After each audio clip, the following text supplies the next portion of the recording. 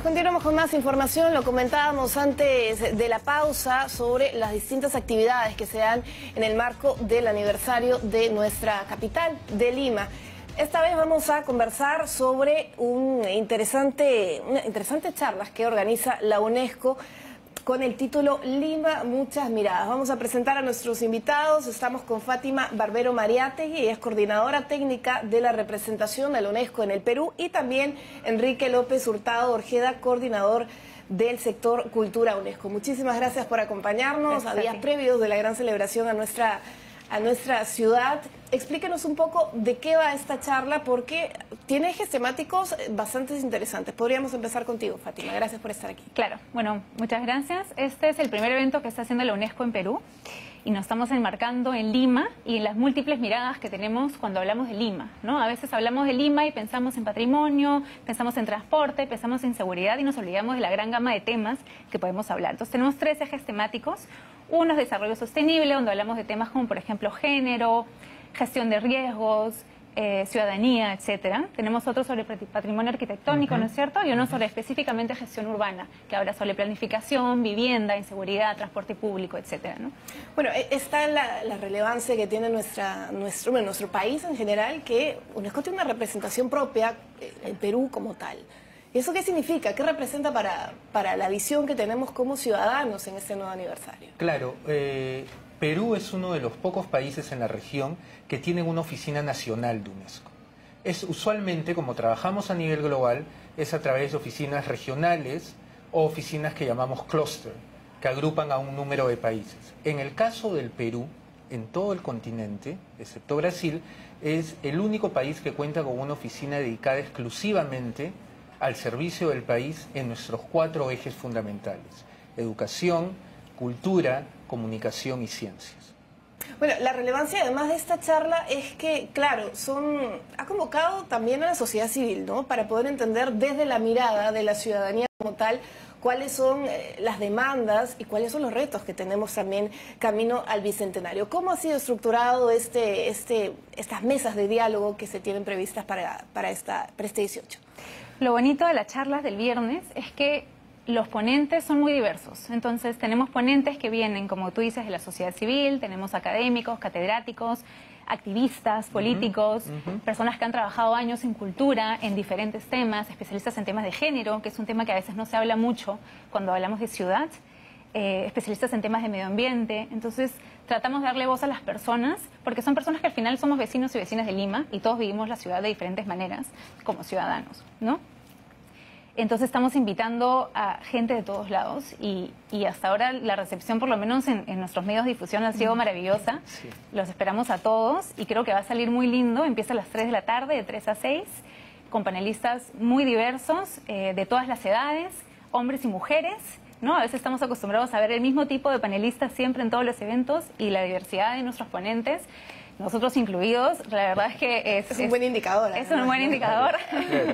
Bueno, el año que nos dejó, hemos estado hablando mucho del tema del Bicentenario, Agenda Bicentenario, Comisión Bicentenario, para los retos que tenemos como país en el 2021. Y una de las problemáticas, si podemos decirlo así, que también se puede convertir en oportunidades, es en Lima, por ejemplo, ¿no? 400 sitios arqueológicos, pero ¿realmente se están conservando como tal? ¿Qué función tenemos también desde la sociedad civil para preservar nuestro legado histórico? Y esto refleja justamente en la multiplicidad de voces que hemos buscado tener para este evento. Una ciudad con tantos ángulos tan distintos, con tantas dimensiones tan ricas como Lima, necesita una multiplicidad de voces para poder empezar a darnos cuenta cuáles son los problemas, pero sobre todo cuáles son los potenciales. Lima tiene 2 grandes potenciales, como tú mencionaste. Uno es su gran profundidad histórica. Estamos hablando de un espacio que ha sido poblado ininterrumpidamente por casi 4000 años. De ahí los restos arqueológicos que están a lo largo de toda la ciudad. Pero más aún, Lima se ha vuelto una ciudad eminentemente multicultural.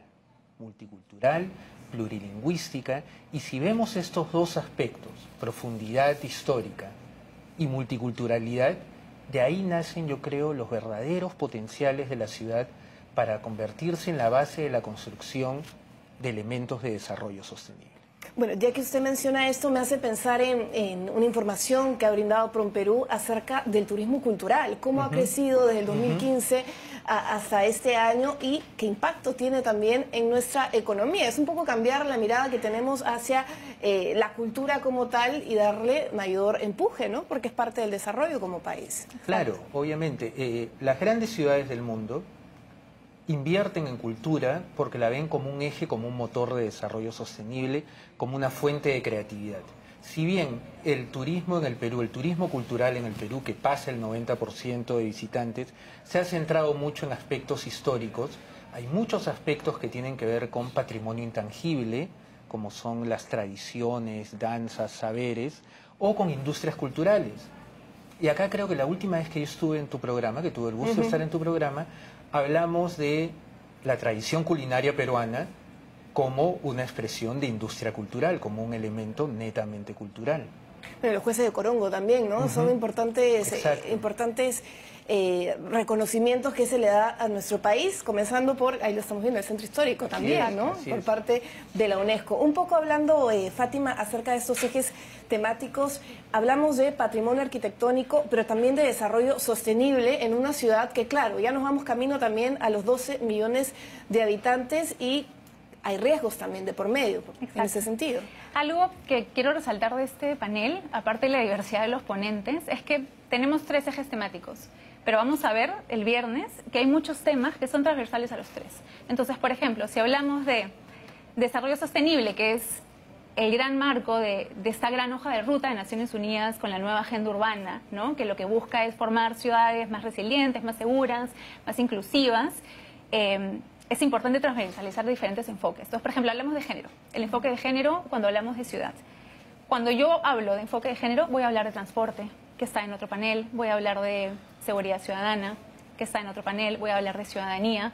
Entonces es importante ver, por más que nos enfoquemos en los temas, muchos de los temas son transversales y se dan en todo cuando hablamos del desarrollo de la ciudad, ¿no? Entonces, por ejemplo, sigo con el tema de género.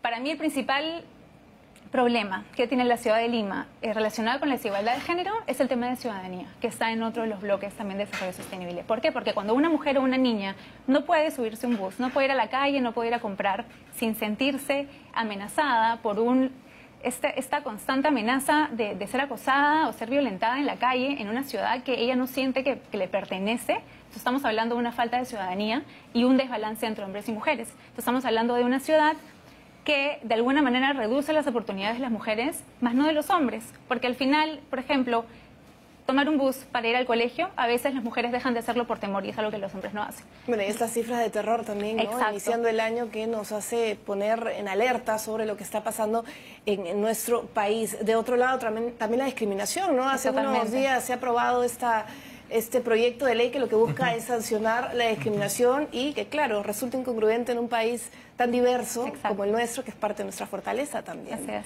Ahora, hablando un poco del tema gastronómico, también hay otra iniciativa que lo que busca es declarar patrimonio cultural. ¿Qué representaría eso para nuestro país? O mejor dicho, para contextualizar al público, ¿qué representa tener una declaratoria por parte de la UNESCO, ya sea patrimonio material?